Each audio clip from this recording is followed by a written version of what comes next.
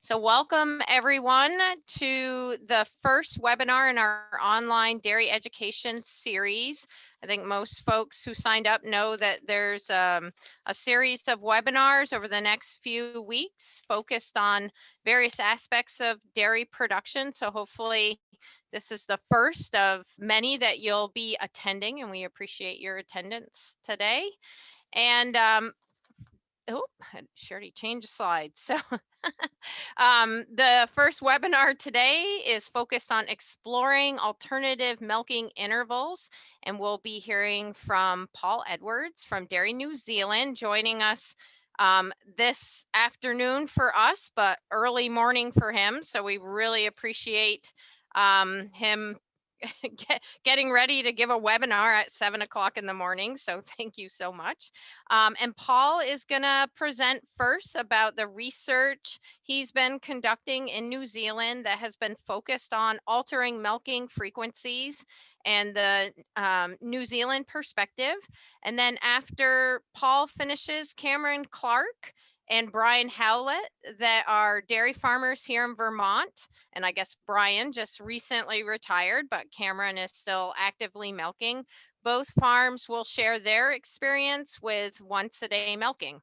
And if there's questions for Paul as he's presenting, please put them in the chat box, and we'll hopefully have a little time after his presentation to cover those specific to his information, and then we'll move on to Cameron and Brian, and they're going to introduce their operations and talk a little about their experiences, and then open it up again for Q&A.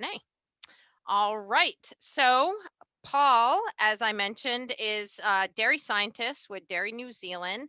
And as mentioned, he's been conducting research related to alternative milking frequencies. And our team here at UVM has been following that work. He doesn't know that we were, I don't want to say cyber stalking you, Paul, because that just doesn't sound good in this day and age. But we're stalking your research and really getting a lot out of it. And that's why we reached out, because there's such an interest here in the Northeast in these type of systems, and many individuals interested in adopting different milking frequencies. And we thought it would be really great if you could share some of your experiences with us.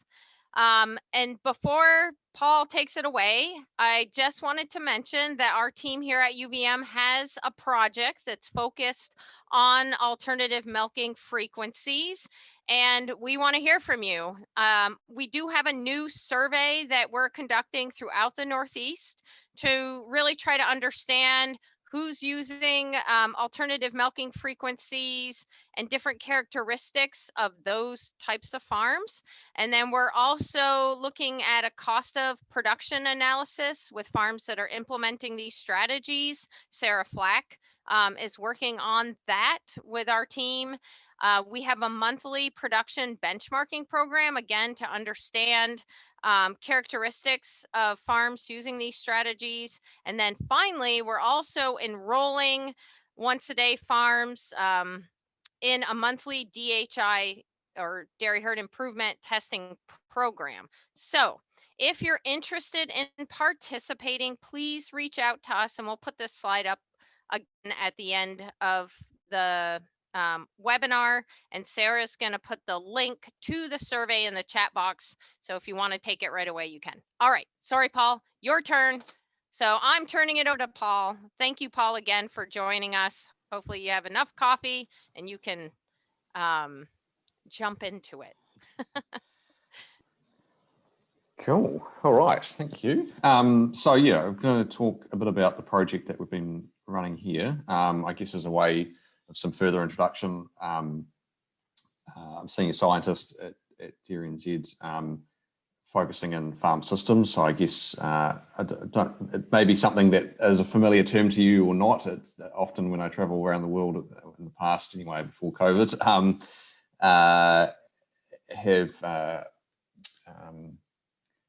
people don't necessarily understand what we do here a little bit, as in, scientists out there, there's physiologists, there's nutritionists, there's soil scientists, there's agronomists, et cetera, Well, farm systems for us is about how do you tie all that together to kind of achieve a great system that works for farmers.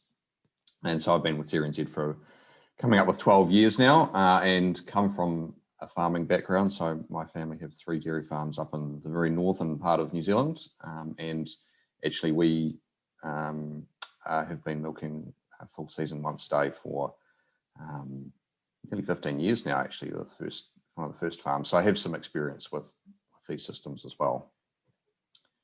So let's see if this keeps going. So the project itself, Flexible Milking, I guess, to me, it all comes down to this question here.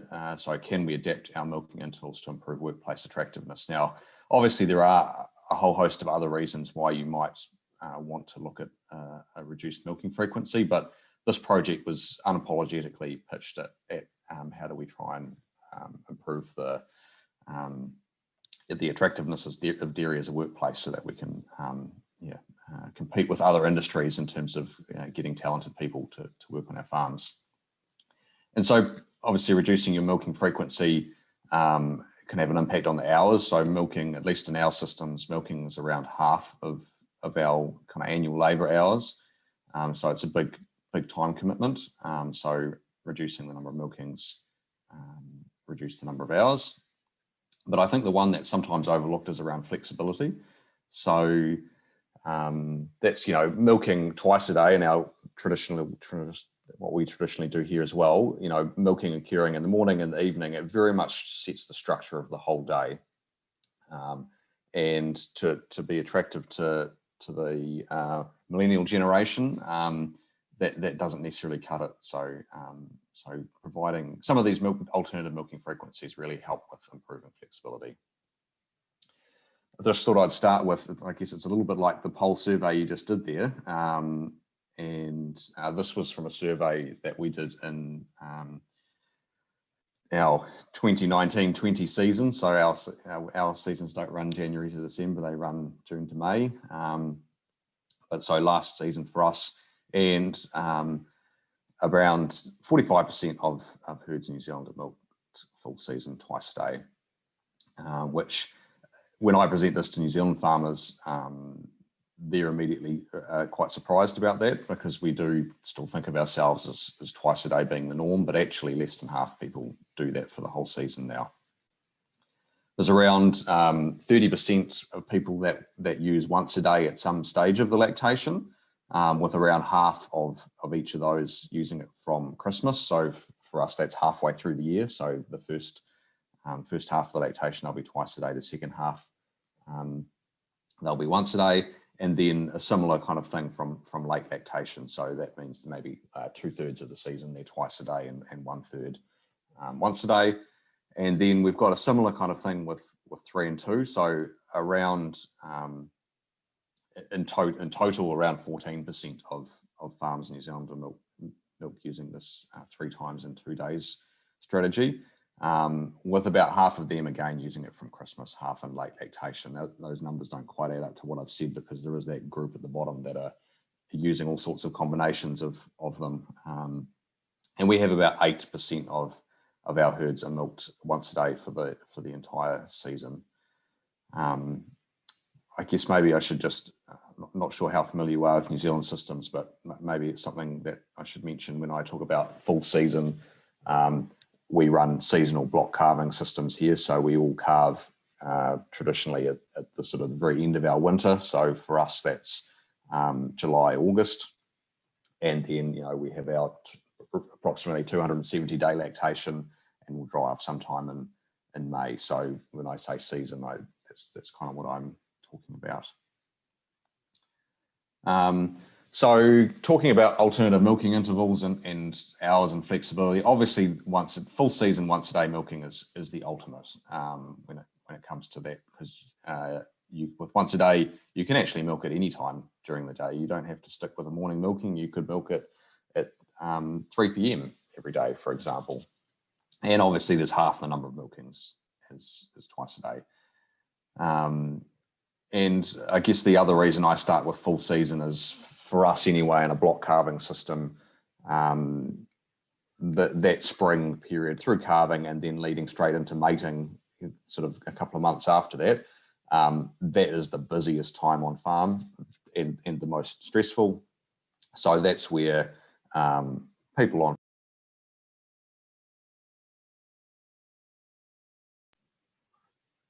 Is that all right? I seem to have got muted. Yeah, Still hear me? Yeah, I can now. Yep. Sorry about that. So where was I? Yeah, so that's where people on farm have the most to gain from having a reduced number of milkings. The first question farmers always ask, of course, is what's the impact on production going to be? And so this graph here was something I put together. It's probably about 5 years old now, and it was from an analysis of all our herd testing records and things like that go into a national database. So pulling information out of that national database of herds that had switched to full season once a day milking, and this was some of the results. Year 0 being the year that they adopted once a day milking. So the sort of 4 seasons leading up to it, the year that they went once a day, and then 4 seasons afterwards. And I grouped them into 4 categories. Now, apologies, kilos of milk solids may not mean as much to you as it does to us. That's kind of our what we use as our main measure of production. Kilos of milk solids, probably per hectare actually is our main KPI, but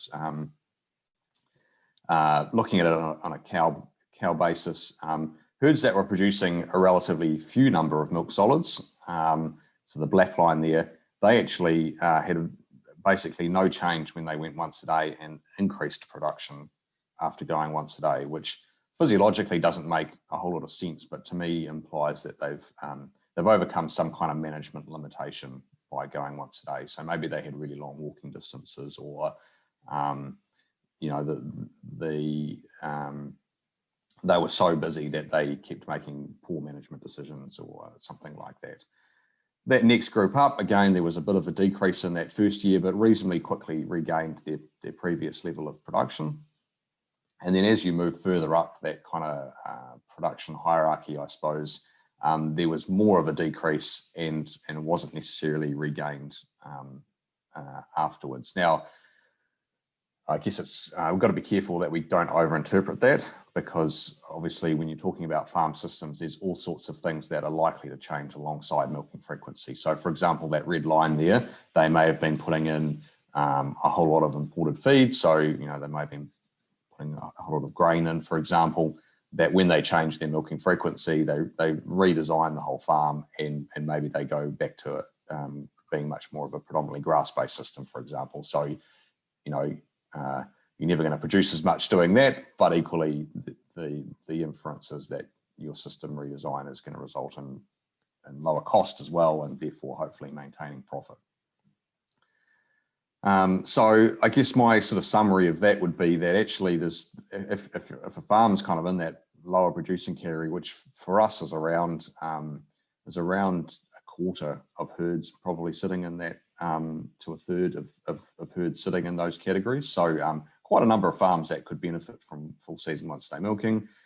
There's another group there where the answer is, I think it could suit. It's a matter of, I guess, weighing up what kind of costs could you save when you go once a day, and does that stack up? And then as you move further up that tree, this is not to say that once a day couldn't work, but is it potentially more suited to this concept of milking 3 times in 2 days? And these kind of, sorry, before I move on, these kind of numbers here, I think actually help explain the regional use of once a day milking in New Zealand. So for example, a region like Northland, where I mentioned before, where my family are farming, the average production in that region is 320 or 330 milk solids. So that implies that there's a lot of herds in this kind of lower producing category where there's a pretty low opportunity cost to go once a day. So why 3 and 2? I think, yeah, that first bullet point, we've just talked through why it's a suitable strategy for many farms, but potentially it's not for everyone. The other thing we know from some earlier research that that's been done as early as the 1960s, that milk secretion milk accumulation, sorry, is relatively linear up to around 16 hours. And then there's a bit of a decrease over here, moving out to 24. And then obviously we're a long way from being able to milk our cows every second day. So that's kind of the principle it's based on.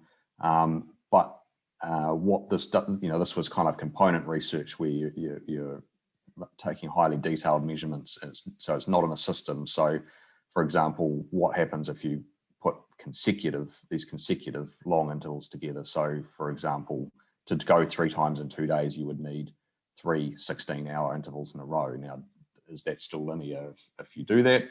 And then the other quick question farmers were asking us was what happens? This experiment here was obviously done in later lactation when yields were declining. What happens if you're going to go through peak lactation, for example, which again in a seasonal calving system is quite, there's quite a big difference between the start of lactation and end of lactation. And so, as I mentioned before, we had around 14% of farms have been using 3 and 2 at some stage of the lactation. And so farmers were asking us the question, can 3 and 2 play a greater role in our farm systems? And that's what led to this 3-year project funded by the Sustainable Farming Fund, which is administered by our Ministry of Primary Industries. And the goal of the project is around increasing the confidence of farmers and advisors to adopt, optimize, and support the use of 3 and 2 milking. So in terms of testing that those system effects of using it earlier in lactation, we set up an experiment with what we call farmlets. Again, I'm not sure whether that's a term that's familiar to you, but essentially what it is within on a research farm, we'll then have 4 miniature farms which means that you can compare in each of those miniature farms, the paddocks are randomly spread across the farm. So you taking out the effect of environment, for example, if there's a different climatic effects or different soil types or something across the farm, but they run as closed systems. So they're replicating a miniature farm. And the reason we'd do that is, when it allows us to keep everything else the same except for changing the variable that you want, but doing that at a farm level. And so we had 4 herds that were running. We had a full season 3 and 2 herds. We had a full season twice a day herd. It's kind of the other end of the spectrum. And then we had 2 that were in between. So 1 herd that started being milked twice a day through till the 1st of December and then switched to 3 and 2, and 1 that started twice a day through till the 1st of March and then switched to 3 and 2. So we chose those sort of switch points, I guess, are relatively arbitrary. And one of the questions that we often get is, why didn't you use a production trigger? So this is certainly a belief amongst farmers here that, once production drops below a certain level, that there's sort of no cost to going 3 and 2. The reason we didn't do that is because obviously from season to season, there's huge variations in when that you might reach some kind of production trigger, which, given this project is about people and having a date-based trigger allows for workforce planning. So for example, if we're going to switch on 1st of December, for example, that that you can give a person their allocation of annual leave at that time or something like that, or you may be using part-time staff, for example. And of course, the other reason is, we didn't know there's no research to say what production trigger you should be using. So this was just a much simpler way of doing it. Our twice a day milking times were 6 a.m. 4 p.m. So a 10 and 14 hour interval, which is kind of, I guess, viewed as our control. That's our traditional milking times. And then our 3 and 2 milking times were 5 a.m., 5 p.m. and 11 a.m. So that represents a 12, 18 hour interval, which that's the most common interval that farmers are using at the moment. So I think I'm going to mention on the previous slide, I guess some of the origins of 3 and 2 milking are that even 16 hour interval. The downside of that, of course, is that you end up with kind of a 10 p.m. type milking, which at least for us, where milking might be only 2 or 3 hours at a time, 16 means that you're milking at sort of 10 p.m. till midnight or something like that, which is, again, from a people perspective, not ticking the boxes really.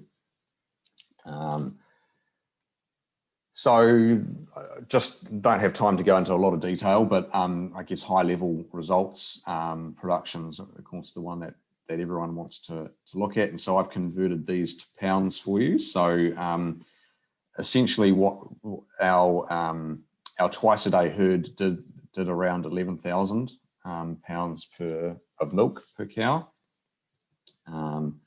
And then if you plot these different points, so this is these points here that's the twice a day herd, and the intercept.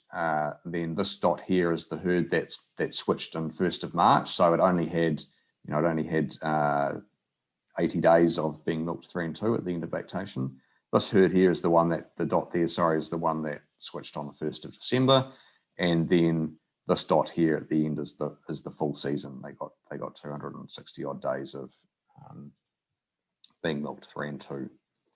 So from I'm not sure which terms are most familiar to you, but from a milk perspective, for every day of 3 and 2, there was likely to be around a 4.4 pound per cow per day decrease in for being 3 and 2.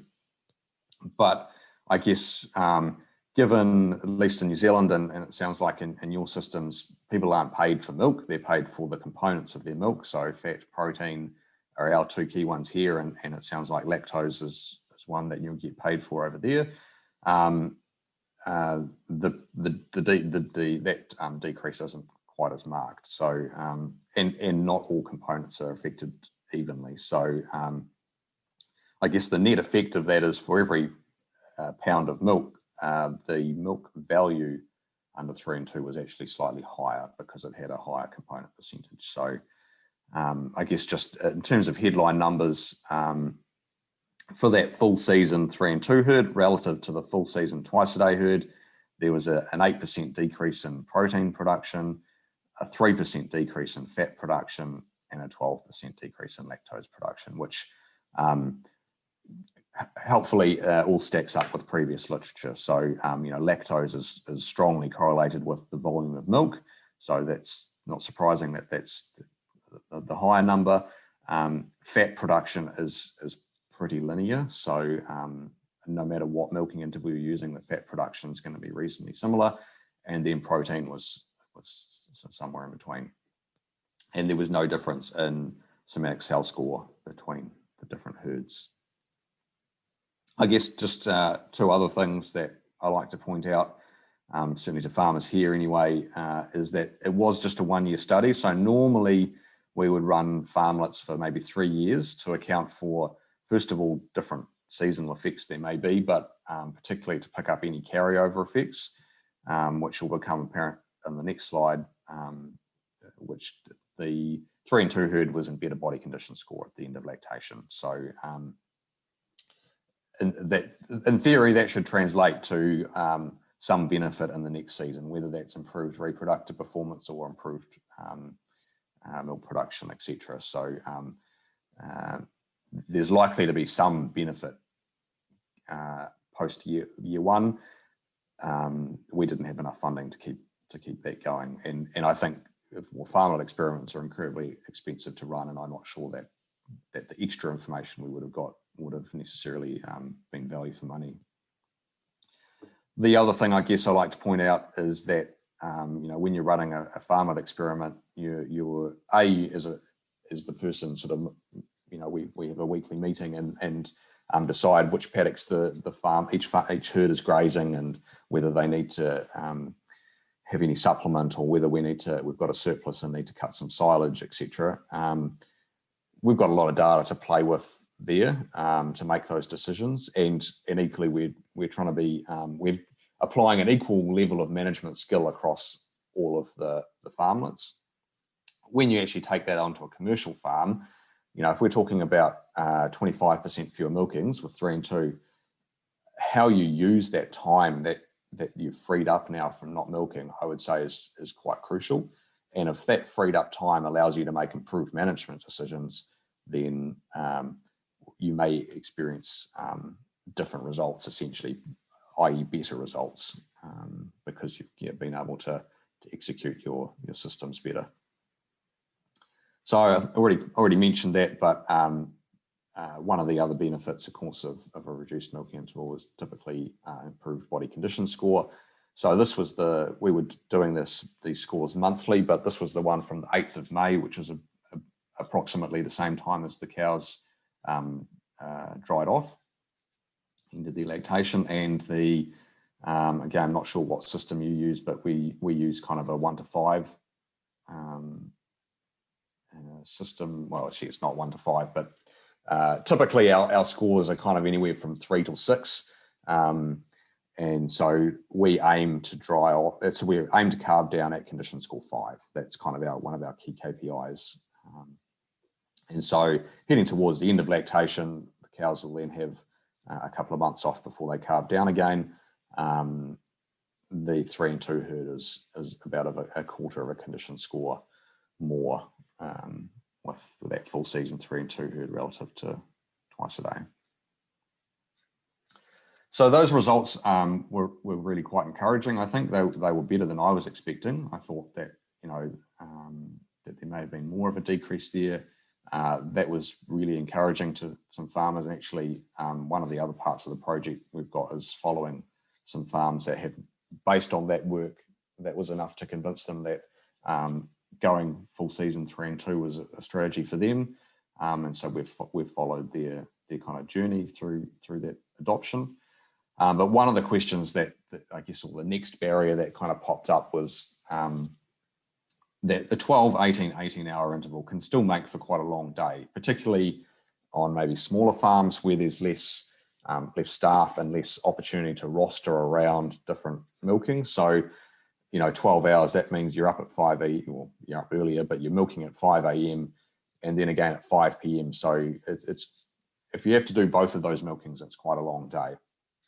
And so that sort of led to the question, is it the number of milkings or is it the timing of those milkings that affect production? i.e., 2 for twice a day, 1.5 on average for 3 and 2, or 1 for once a day? Is it just the choice of the number of milkings that's important, or is it those timings like 12, 18, 18 or 16, 16, 16, etc.? And so to do this, we set up a 6-week experiment at one of the other research farms down here at sort of early lactation, so an average of 34 days in milk at the start, and we had 5 herds of 40 cows being milked at different times. So one of those was twice a day under our sort of controlled 10 and 14 hour interval. So milking at these times are giving you now just example times. I've sort of set it all based on a 5 a.m. start, but 5 a.m. 3 p.m.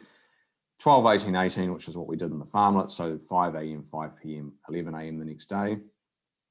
And we also did 10, 19, 19. So a 5 a.m., 3 p.m., 10 a.m. An 8, 20, 20. So 5 a.m., 1 p.m. and 9 a.m.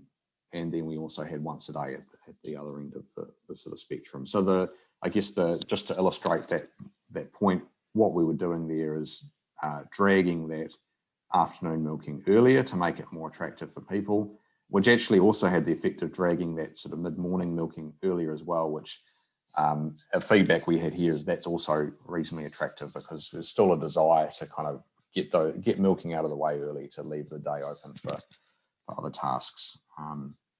And so, yeah, that was in theory a more attractive system. Now the times we actually used, obviously we couldn't milk all of these cows at 5 a.m. so there was this sort of a staggered half an hour gap between each of them.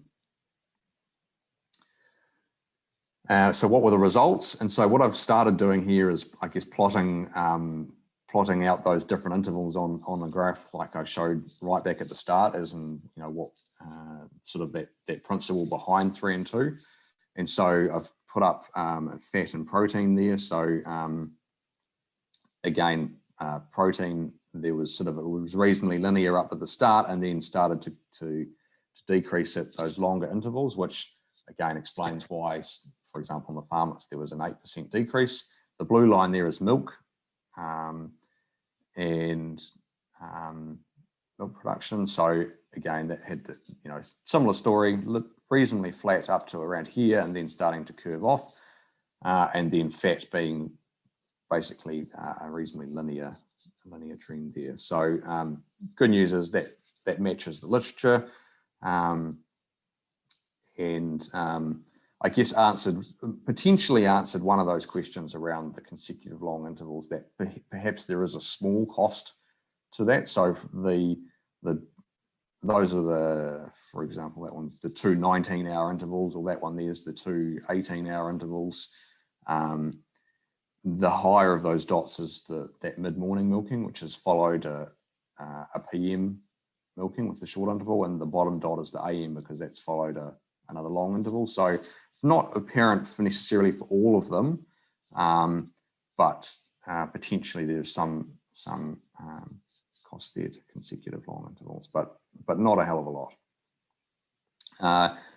Before I explain the next slides, just draw attention to this dot here, which was the 14-hour interval from twice a day, which the dot was a little bit below the line, essentially where we would expect it to see, and it has affected one of the results when we actually combine all these intervals together. So in terms of combining them all together on our spectrum from once a day through to twice a day, and with our three different 3 and 2 timings in the middle, in terms of milk production, this is what we were getting, and the letters above the line represent whether the groups were statistically different. So for milk, there was a statistical difference between twice a day, 3 and 2, and once a day, but there was no difference between 3 different 3 and 2 treatments. Same sort of result for protein. So difference between the different milking frequencies, but not between the different timings of the milking. Lactose, same story again, but then fat, basically linear production, with the exception of this point here, which was the one I mentioned on that previous slide, which seemed like it may have been a sort of, I guess, some measurement error creeping in there potentially, where if you use that regression line to correct for it, then that number comes out at around that 2.5 pound kind of level as well, which again is sort of what we'd expect to be seeing. So sort of, I guess my conclusions from that is that it is the number of milkings that's more important than their timing, so that while there may be a small sort of numerical difference here, and that's probably real, the difference between those is so much smaller than between the frequencies that it's possible to use more attractive 3 and 2 milking times, again, particularly if that's going to lead to less fatigue on farm, better management decisions, etc. And so just sort of heading towards winding up now, just wanted to touch on, I guess, all of those options that are out there, and I guess some practical kind of significance for what it means on farm. So twice a day, obviously we've got our traditional 10 and 14-hour interval.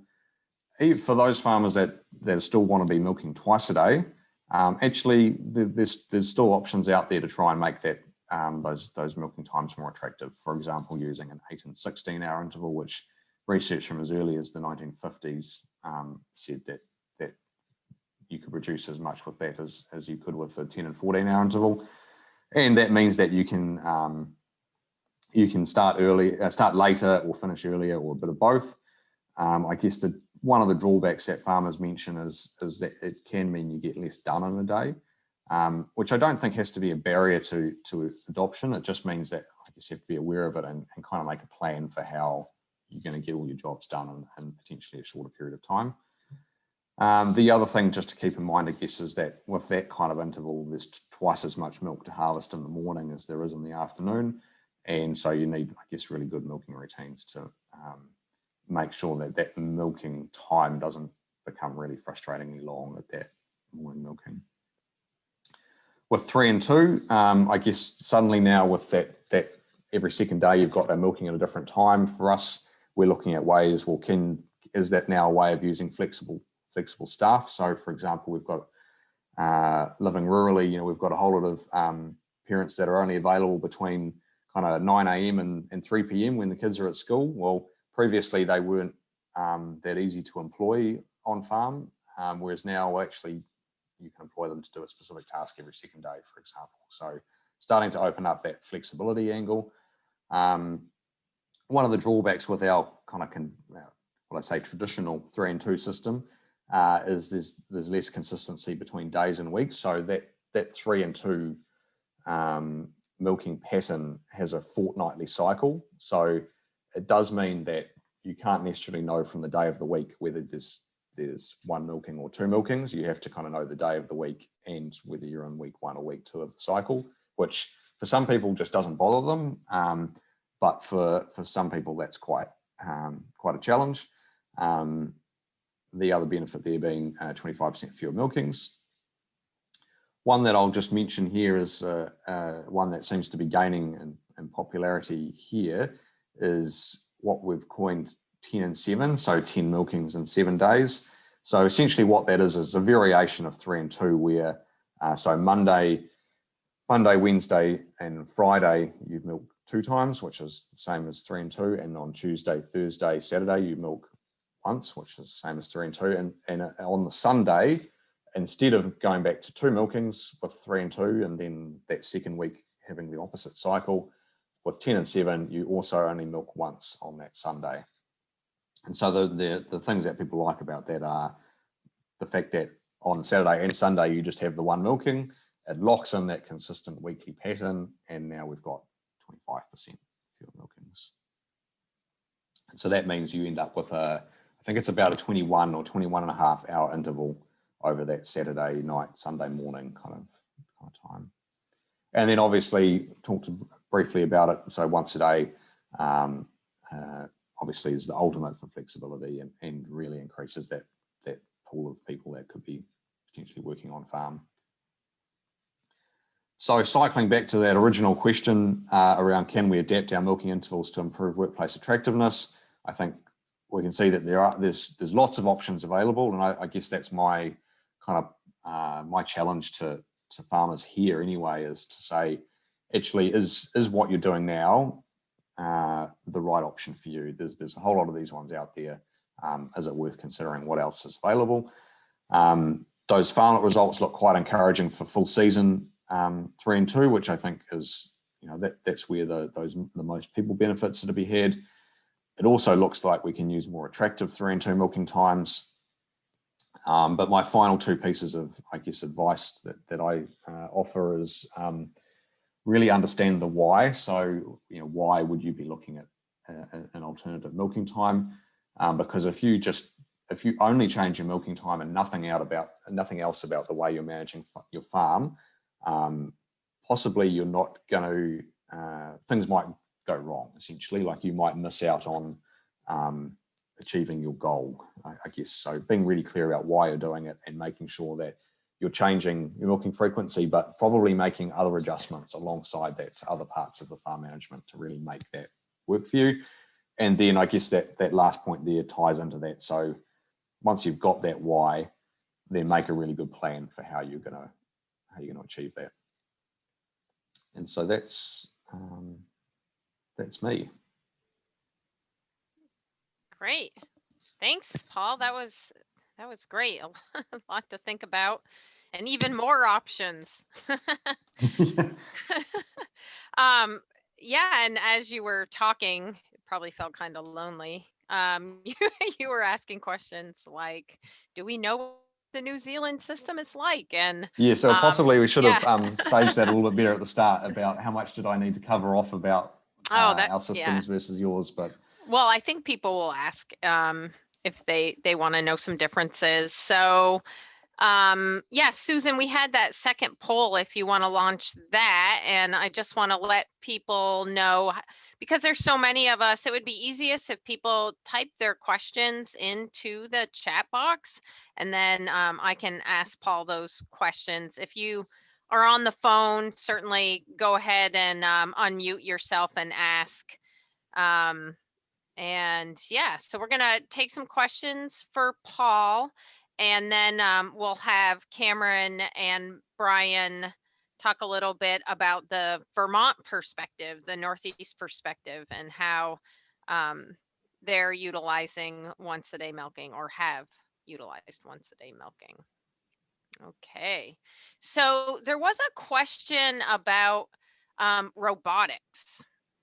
In a robotic milking system, how often do cows choose to be milked? And the question got a little bit cut off, Sarah. I don't know if there was more to that, but I guess are there robotic milking systems in New Zealand, and are any of those systems using these reduced frequencies? So yes, there are robotic milking systems, not very many. We actually don't know the exact number, but we're probably talking maybe 20 to 30 farms out of about, we've got about 11,000 dairy farms in the country. So, a really small number.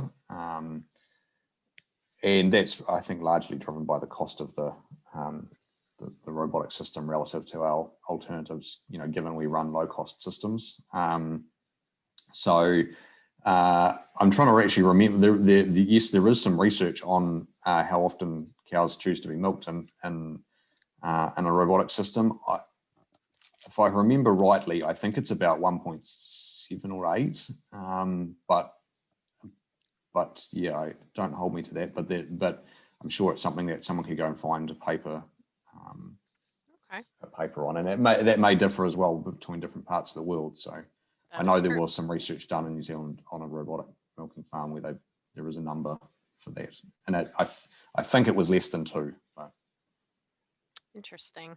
Are there any follow-up studies that show direct impacts on cost of production, like staff costs, energy use, feed consumption, to indicate impacts of reduced production on overall farm performance? Yeah, good question. The short answer is not really yet. So it's kind of one of those things where it's a bit, take that farmlet study, which would have been, I guess, in theory, it would have been a great place to try and measure some of those things. But the reality is, because we had, the twice a day and 3 and 2 herds being milked on the same farm, that meant for the poor old farm staff, they were actually milking 3 times every second day. So, it's just impossible to try and attribute different costs to different herds. That's part of what we, I think I mentioned, we're sort of following a group of farms that have adopted full season 3 and 2 this year. That's where we hope we'll be able to collect some of that information about what it's meant to their business performance relative to previous seasons. The other answer to that, I guess, would be a lot of that stuff is so farm specific, it's quite hard to come up with generic advice around it. One way, or the way I think I'd go about it, is say, well, let's work from the production side of things and go, if we know that the decrease in revenue is likely to be X, then we can work backwards and work out some cost savings that we think are reasonably assured, like, for example, the electricity in the dairy, or the detergents, and some of those things that are very much determined by the number of milkings. And that will probably offset some of that decrease in revenue, but there will probably be some left over. And that's where I guess it becomes much more individualistic. So depending on how many people you have on farm and the farm layout and etc., you're going to have different levels of staffing to begin with, and 3 and 2 may allow more or less decrease that depending on your farm, if that makes sense. So I think that's where it becomes back to that advice around making a plan. How am I going to make that work on my farm, and does it stack up? Because it may not stack up on all farms, or equally, depending on your life stage and the farm goals, equally maybe you're happy to accept a 5% decrease in profit in order to have better lifestyle or something like that. So there's so many factors in here that it becomes really hard to kind of say, yes, this is better, or no, it's not. It's Yeah. Farms are all different. So Yeah. it gets difficult to make And that's what, I mean, the research for us was about trying to provide enough data that people could make an informed decision for their own farm.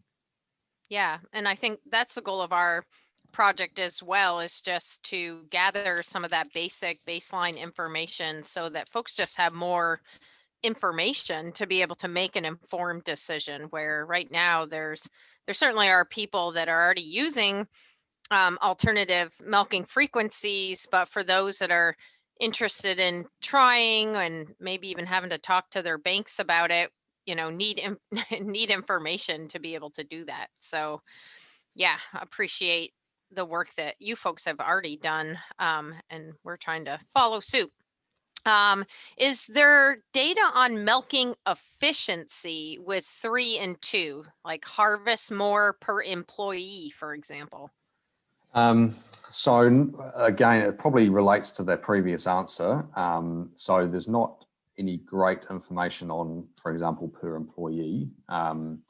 We'll get some of that information from these farms that are doing it this year. So we'll kind of come May will be the end of our season. We'll have a kind of a wash up then and kind of benchmark some of those KPIs. In terms of the actual time of milking, obviously there's 25% fewer milkings. So some things relate to a per milking time. So for example, at least in our pasture-based systems, walking the cows to the dairy, well, that does mean 25% fewer milkings. And on some of our larger farms, that might be, it might take you an hour to get the cows to the dairy or something. So that's quite a big time saving potentially. Inside the dairy, obviously, if we're producing a reasonably similar amount to what we were on twice a day, then there's not a 25% time saving in the dairy. And I think the numbers that we were getting kind of from the farmers was around about a 13% decrease in milking, cups on time in the dairy. So that's probably, that 13% number is probably the best one I can give from a milk harvesting kind of efficiency perspective. But yeah, acknowledging that milking is more than just the actual active milking. It's walking the cows to the dairy, washing down the yards, and cleaning the plant and some of those things. The answer is 25%. Gotcha. All right. We always talk to milkers about cows benefiting from consistency of routine, and I wonder about cows adapting to somewhat inconsistent milking schedules. I think maybe referring to the 1 in 7, 10 and I can't remember. 10 and 7, yeah. Well, that's right. I mean, so I guess it all depends on what you consider consistent. So 3 and 2, obviously there is a pattern there. It's just not based on daylight. And then 10 and 7, there's a slight variation there as well. It's a question that we get asked here as well, and from a research perspective, don't have a definitive answer there. But from a practical kind of perspective, my own observations plus those of farmers that are already doing it, it seems that the cows actually adapt to it really well. And the comment is that they are much more, that what we're just talking about before, walking to the dairy, for example, they're so much more keen to walk to the dairy and seem more sprightly in the paddock and things like that. So they seem to adapt quite well. And that's not to say it's sort of happens straight away. It might take them a week to settle into a new routine, but they seem quite content there. And I think that what I suspect is actually cows are a lot more adaptable than people, ultimately. That's probably true. Are there intervals that are better for cow health, or no impact really?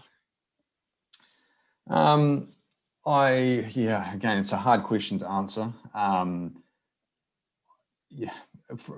People have been milking once a day for a really long time, and some people sort of talk about as welfare compromise because the udder is so full of milk and things like that. From there has been a little bit of research into that, which I think concluded that generally the answer to that was no, that there's not decreased welfare from these longer milking intervals. And if anything, potentially there's like I mentioned before, the cows seem much more sprightly in the paddock. If anything, I would say there's probably a good chance that it might be better. But yeah, that's kind of just based on anecdotal evidence, really. Okay. Said that we haven't done any welfare kind of measurements with 3 and 2. But there is some literature out there if you want to look around once a day. I think the Irish in particular have done some stuff on that. Have you measured anything with foot health at all? So that's certainly one of the drivers why commercial farms look at milking 3 and 2, and I guess once a day as well. In the Farmlet study, we did, there was a significant effect on lameness. I can't remember the numbers off the top of my head, but I think something like, I'm going to say 15% of the twice a day herd were treated for lameness, which on that same kind of linear trajectory that we saw with those production results went down to 0 for the 3 and 2 herds. So there should be benefits to foot health / lameness. Great. Yeah, so it seems like we still have a lot to learn, huh, Paul? Well, there's always more questions to answer. That is true. And some of these are quite hard questions to answer in a true. research context as well. Yeah. Also, if the cows and cows and routines, if the farmer is happier, less hurried, less stress, if indeed that's the situation in these other than regular milking intervals, then the cattle are also going to respond to that dynamic too, no? Yep, you would expect there'd be an effect to something like that. Yep. Yeah. Okay, well, I think that's all the questions. And just want to thank you, Paul. I'm not sure if you're staying on or not for the next 2 folks, or if you need to head out for your day that's just getting started. But we are gonna hear from Cameron Clark and Brian Howlett. Folks on the call may already know these individuals. Cameron is a grass-fed dairy farmer in Williston, Vermont, and she currently milks 30 cows once a day. And Brian Howlett, and we actually had a field day out at your place, Brian, pre-COVID, and we were talking about this very topic at that time. And it was great that you hosted us, and I think it actually really got us kind of moving to do a little more research on this area. And Brian recently retired. I didn't think you could do that. But he's retired, but at the time when he was milking, he was experimenting with a grass-fed herd once a day.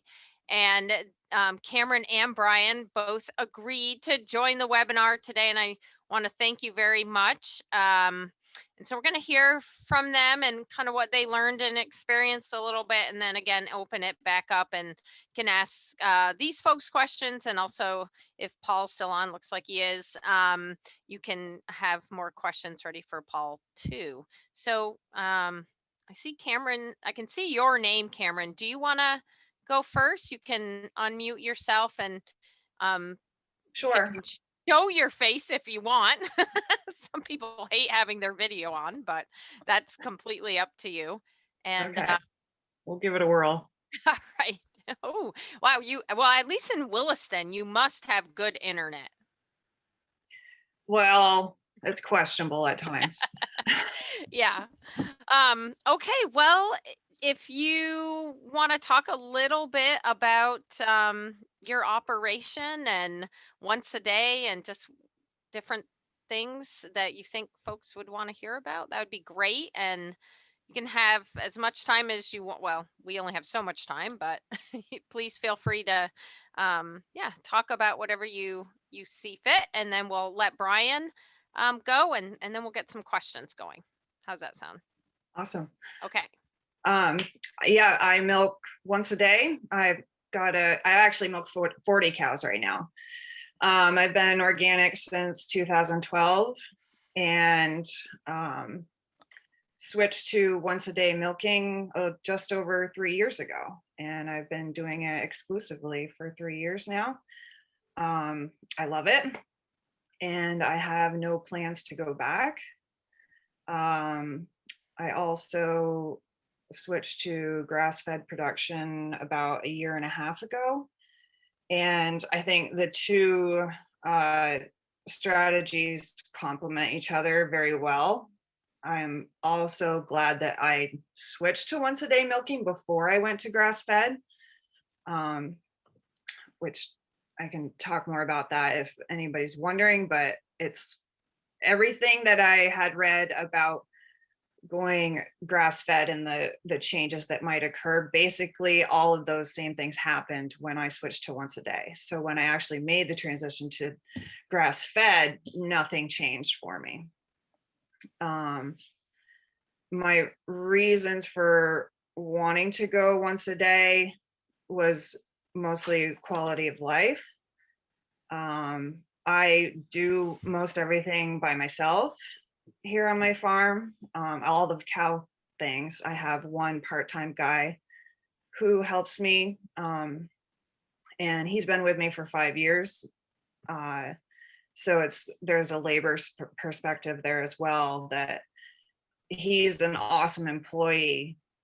But if I didn't have him here, or if he moved on at some point, I want to be able to do everything myself, and I don't want to have to hire anybody else or look for that perfect person again.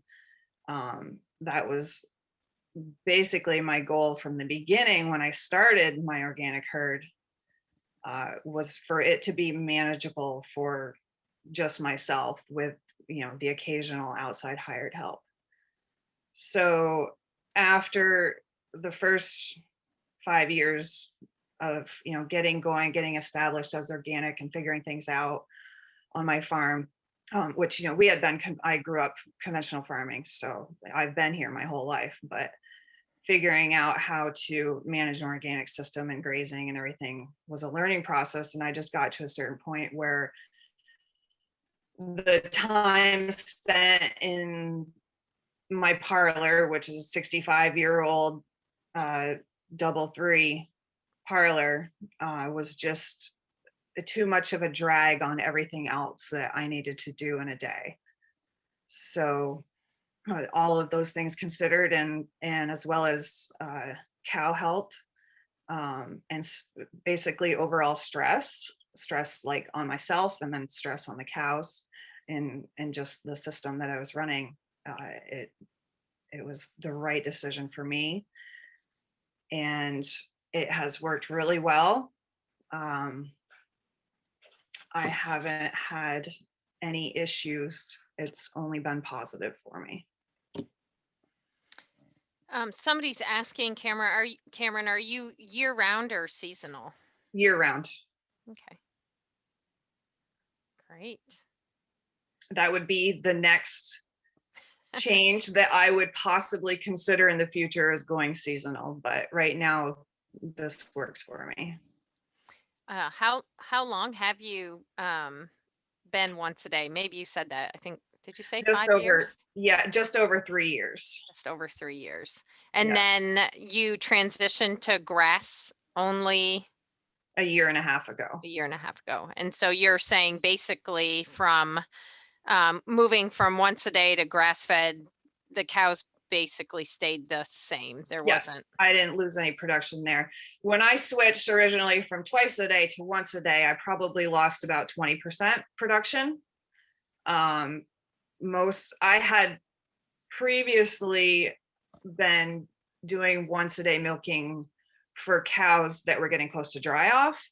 So it wasn't completely foreign concept to me, but the thought of taking that leap of going whole herd once a day was kind of daunting at the time. And I started it in January, and I had originally planned to just do it during the winter months. But when summer came around, everything was just going so good. And I said, I might as well just keep doing this. And there's just so much more time during the day to get everything else done. And overall has just been a major stress reducer for me personally, and on the cows as well. like I said, it's been positive all around. What breed of cows do you have?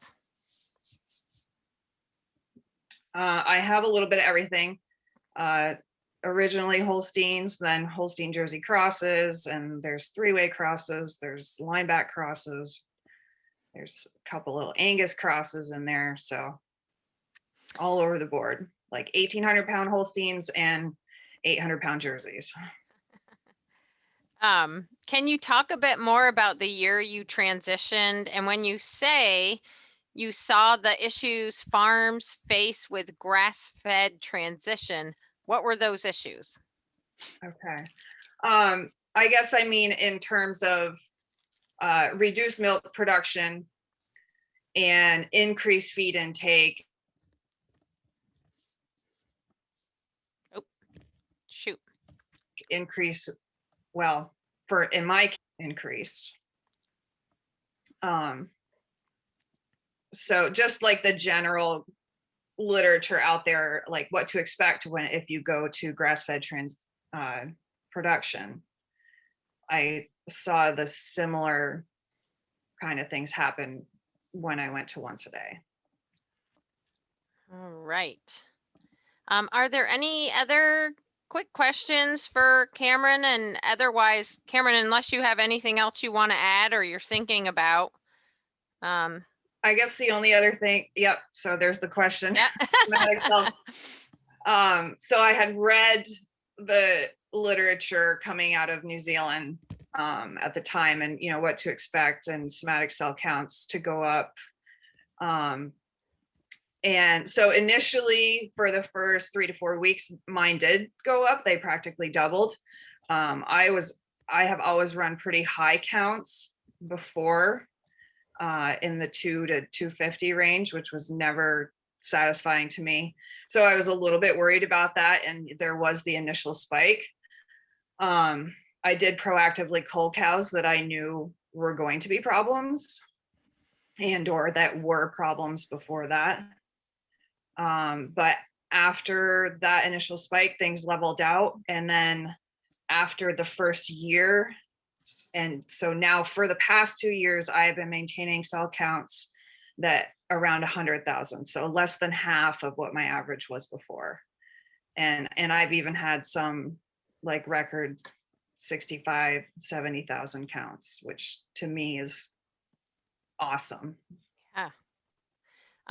Somebody was asking, what's the herd average? And then someone else is asking about how did it affect the bottom line? Herd average is probably around 9,000 pounds per cow. We also do all of our own forage. So own all the land, do all of our own forage. We don't have to buy any bales or hay in. The only other thing I do is feed a small amount of alfalfa pellet mixed with molasses in my. Oops. Of course, I had to joke about the internet connection, and now we can't hear you, Cameron. You froze up. I actually hope it's her. My oh parlor. Just.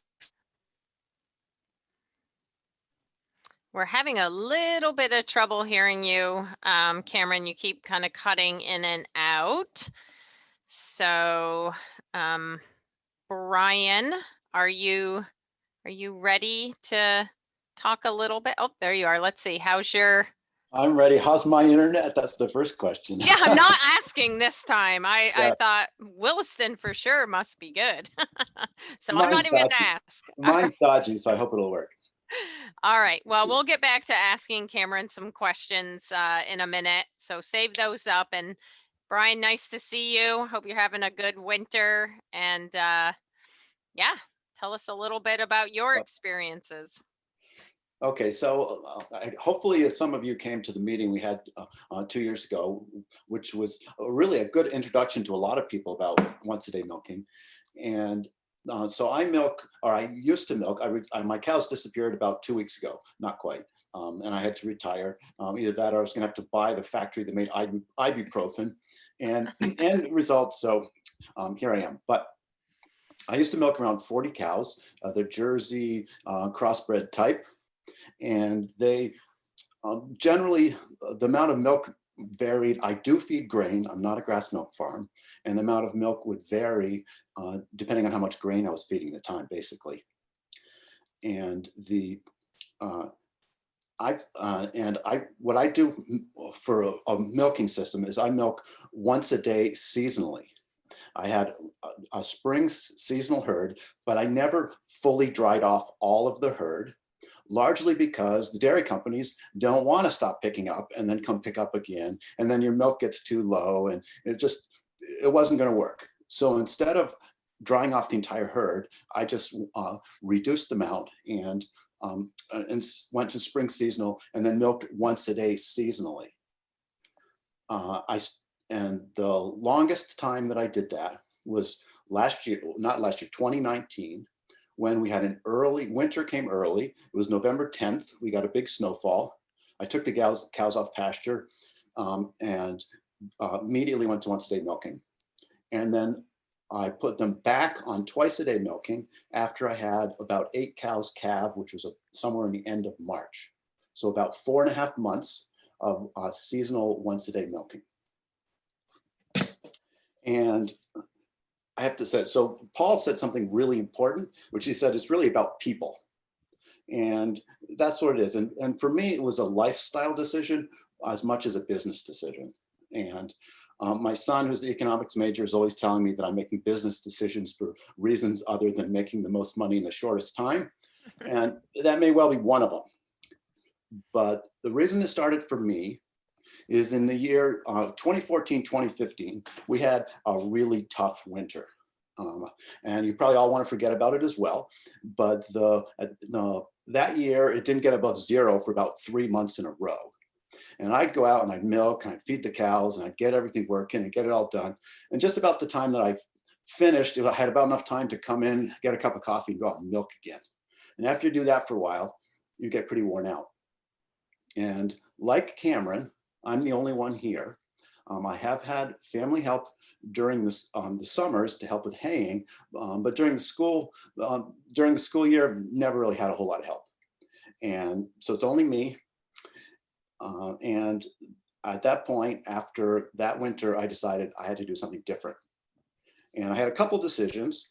One was that one of the things that was causing me a lot of trouble was having to climb up and down my upright silo multiple times a day. So I was pretty sure I wasn't going to use that ever again. And I was going to go to dry hay only and shift my focus to rotational grazing management and try to make the most milk in the summertime when you got cheap pasture and your margin is better. So admittedly, the price of milk is lower in the spring, but it's a lot cheaper to produce. And so I shifted my herd to a spring seasonal herd. I had been a mostly fall calving herd with some spring, and I went to mostly spring. At the same time, when I was shifting to going to all hay, I also knew that I wasn't going to be able to get as good a feed quality trying to put up hay, dry hay, as I could putting up haylage. And so I knew that my production was going to suffer in the winter anyway. And the production suffers more because I've generally fed grain based on the amount of milk the cows make. So in other words, in the summer, I might be feeding 1 pound of grain for 4 or 5 pounds of milk. In the winter, it might be 3 to 4, especially 1 pound of grain for 3, hopefully 4 pounds of milk. And as the quality of the hay drops, you feed less grain and your milk production continues to drop off. So I knew that my cows were going to drop off anyway, and it probably wasn't going to be too much of a problem to go to once a day milking. And the first time I heard of once a day milking was from, most of you probably know, I also spent 25 years working as a large animal veterinarian before retiring once to be a dairy farmer. But anyway, one of my clients once told me that, I'm going to go to once a day milking. And this was an older farmer who was basically retired and was just milking cows still, 25 cows. in order to give himself something to do between the sugaring seasons. So the end of February, he says, I'm going to go once a day for the spring. And then I said, well, why would you do that? You're going to cut your milk production by 1/3. And he says, yeah, but I'm going to cut my work by half. And to me, that's really the essence of once a day milking. You got the question is how much do you need the extra time? What are you going to do with the extra time? And how much do you need the extra money from the extra milk? And it's really worked for me. Having a break in the winter has made my life so much easier. And more recently, I've been thinking about if I was continuing to milk cows, either going once a day year round so that I could do a better job of haying. If I had more time, so right now, just about the hay is dry. I got to turn around and come back and milk. And that doesn't really work so well. So it would work better if I had a chance to, instead of milking, to go out and bale. But I haven't been able to do that. But in the future, you never know. So what did I see? So I did this, I started doing this in 2015, 2016. So this past year, I only milked once a day, winter for a short time. So overall, it's been 4 years now since I've done this seasonal once a day, and it's worked great. So the question is, how much have I seen for changes? The milk production is probably dropped about 1/3. However, this is also, they're coming off of pasture. I have very good pasture. I've been able to stockpile tall fescue and grazed cows really late in the year. So they get a really substantial drop in feed quality when they come off pasture, even in November, and go on to stored feed. And I cut the grain in half. So if I can cut the grain in half, because I would feed grain at milking to get the cows to come in. I really like grain because it's a great management tool. You wave the grain bucket and all your cows come running. It just works great.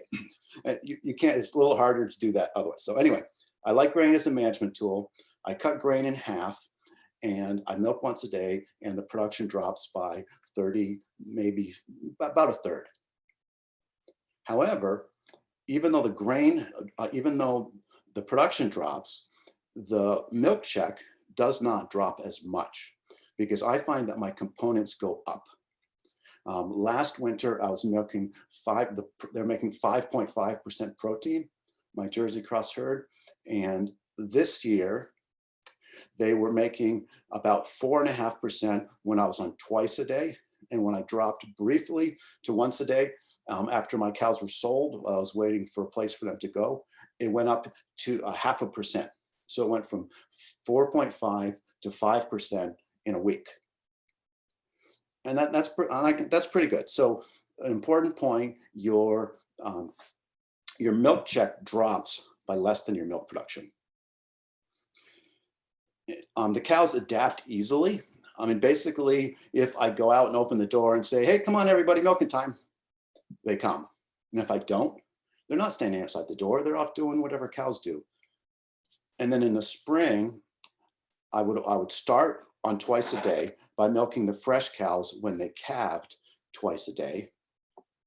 And then I would literally milk them into a bucket and dump the bucket into the bulk tank, so I didn't have to wash the entire pipeline. And then when I got enough cows to be sick of that, then I would switch the whole herd to twice a day, or at least all the ones that were milking. And that worked fine. I didn't have any trouble with that. They adapted. The ones that were getting milked twice a day would be standing outside the door, and the ones that weren't. And they just adapted, no problem. Never had any trouble with adaptation. Because I feed grain, the body condition of my cows is reasonable, and it has no change with once a day. The somatic cell count, I tend to run a higher somatic cell count in the winter anyway. The cows are living on a bedded pack rather than out in the pasture. I'm milking a bunch of tail end cows. So low producing tail enders have a higher somatic cell count in my herd, at least. And also At that point, I don't have any calves because I generally keep the calves that are born in the spring. So I don't have any calves to feed less good quality quarter milk to. So more milk gets put in the tank than it would be in the fall or in the summer and spring because I don't have any calves to feed. And it has to be pretty bad before I actually pour it down the drain. So for those three reasons, my somatic cell goes up in the winter. However, I don't think it made any difference milking once a day. This past winter, my somatic cell count was running around 100. And then I switched for a month to once a day milking, and it stayed at 100. And overall, I would recommend this concept of seasonal once a day to anybody. The challenges have been more logistical in the sense that as an organic farm, I have a quota. And when I switched to spring seasonal, I had troubles with my quota in June and July because I was making more milk than expected. I've also had troubles with especially when I feed particularly bad feed, being below the minimum milk pickup of 1,000 pounds. And they started getting on your case now about that. So this past winter, I spread my calving out more than I had the year before to try to deal with what the dairy company wanted me to do. The other issue that's important for a lot of people is your milk check needs to be big enough to pay whatever milk check assignments you have. And so if you've got a lot of debt and a lot of milk check assignments, that could be a bigger problem. And I ended up paying down my debt in order to make that a little bit easier, but that was something that I was able to do. Another point on milk production is I think that the amount the milk production drops is as a percentage, not really as a number not based on volume, which means that the less milk your cows make, the less milk you're going to lose. So Cameron said she thought it complemented grass milk really well. And I would agree. There's nothing, I mean, I think it's a good choice for a lot of people with grass milk. And most of the people that have called me about it over the last couple of years have been grass milk producers.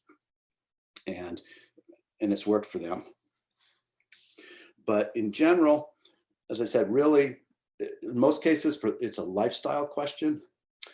The very first day that I ever tried once a day milking in 2016 was the day before Christmas, on Christmas Eve. And we left after I fed the cows in the morning. We took the whole family and we drove up to Burlington and we went Christmas shopping. We came back at 10. So that was just a distraction. So I wouldn't think I was supposed to be milking and the cows wouldn't think I was milking, but I never looked back. And so what questions and comments do people have? I haven't been watching the chat. No, that's fine. Yeah, I'm sure they have the same questions for you as they had for Cameron. So folks, if you have questions for Brian, people have been chatting in the chat box, or questions for Paul or Cameron. You know, people are asking about longevity of the animals. You know, have you seen anything in improved health or reproduction? Well, my cows are pretty healthy. So this past year, so my longevity of my cows was a problem in this past year because I was looking to sell my herd and nobody wants to buy cows that are 8 or 10 years old. So I actually cut back a lot of cows that had suspect quarters, more than one lactation, a bunch of other, I cut back, but longevity is really not an issue. Once a day, twice a day. Organic cows live for a really long time compared with conventional cows. It's great. And then what about, you know, profitability for you, Brian? Has that helped the bottom line, or did it help the bottom line? Well, I think so. I'm always joking with one of my neighbors about what things we can do on our dairy farm that we won't get paid for. That being sort of the default thing that dairy farmers don't get paid enough for their labor. So from that perspective, I've spent less time with unpaid labor milking cows that don't make that much milk. So if, depending on what you value your labor worth, it's probably neutral to my bottom line. If you do the way most of us do our taxes, as a sole proprietor, and I do my taxes, there's no write-off for labor. And so I'm essentially not being paid on the tax-wise. If I was being paid, and as a result, if you look at it from that perspective, I probably am losing money by milking once a day, it's an opportunity cost. I'm not making as much money as I would. On the other hand, if you count your labor as worth something, or if you're hiring somebody to milk, I think it would be, and I don't have the numbers but this is I think. My opinion is that would be break even or perhaps slightly better. And the less milk you're harvesting from your cows each milking, the more likely it is to work out in your favor. Yeah. So I think we've heard from you and Cameron and also Paul, there's a lot of reasons to move to once a day milking, or, you know, one of these other frequencies, but it definitely is on a case by case basis, just like everything else that we do with life and farming. Paul or Cameron, Brian, anything else anybody wants to add in? And of course, if there's any more questions, we've had really good discussion. Susan's putting up our last poll right now for all of you that are like ready now to go to once a day milking. I just want to make one last comment. Yeah. And Paul said it very well about trying to make a career in farming more desirable to people. And really, for a lot of us, is the question that people say, is your farm working for you, or are you working for your farm? And in my case, as a lifestyle, it made the winters enough easier. And again, I got sort of worn out again by about July, but it really, getting a bit of a break through the winter really made a difference. And as a lifestyle decision, I would highly recommend it. Paul, any last words on your end? No, look, I think the two farmers there are covered off very well. Like, essentially, there's lots of moving parts to a farm system, and you've got to weigh up all of these different things that might be happening, and work out what makes sense for you. And there is a reasonable amount of literature out there from New Zealand and Ireland around, particularly once a day being the more well understood strategy.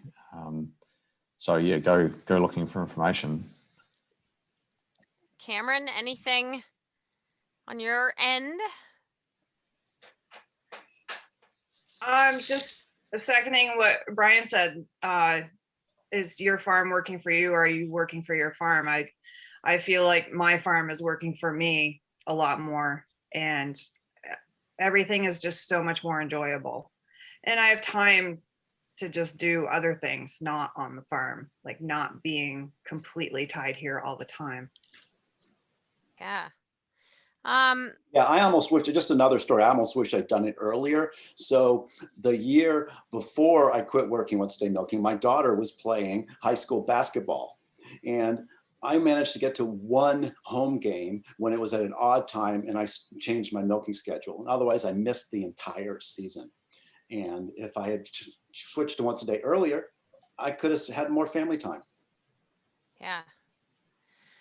All right. Well, there's I see Madeline Johnston has written into the chat box wondering, does anyone in Vermont milk 3 in 2? And she says she's really enjoyed that milking schedule. And I know there's at least one other. But that, yeah. Yes, I know of at least one farm that's milking 3 and 2. Yes, and they're happy with it. Right. So Susan put up the QR code if folks needed crop advisor credits. You can get 1 for today, or 1.5 for today, which is great. Are there any further questions for our presenters today? I would really encourage folks to take a few minutes to take our survey. That would be really helpful. I did mention before it's for all farmers to take because we do want to know if you've tried a different frequency or if you're interested in it and what other information you would need to kind of make a better decision about moving that direction. It's a very short survey, so it won't take you long. I know it's another survey. And then if you are using an alternative milking frequency, and you'd be interested in working with our team, we would be interested in working with you. So please reach out. Sarah Ziegler, she can turn on her camera, I think.